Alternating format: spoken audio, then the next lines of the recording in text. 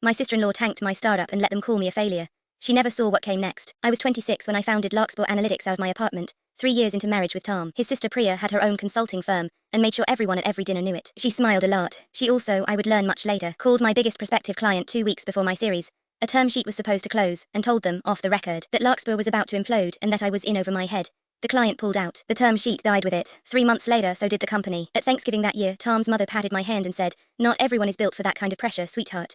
Priya nodded along, refilling her wine, her face doing something that might have been sympathy if you didn't know her. Tom believed I'd simply been outmatched. I let him. I let all of them. I took a job as a data analyst at a firm in Austin, kept my head down, and started building again at night. A smaller idea this time, boring on purpose.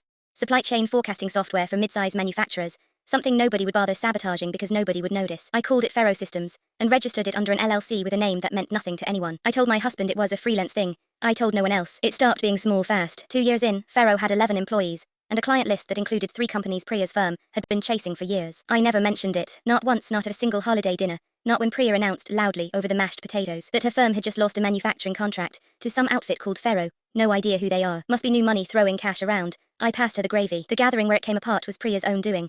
Her engagement party, 18 months later, held at a hotel ballroom, she'd insisted on because her fiancé's family expected a certain standard.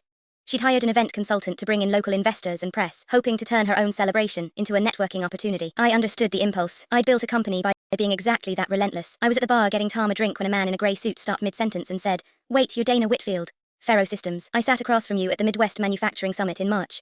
He said it loudly, the way people do when they're pleased with themselves for placing a face.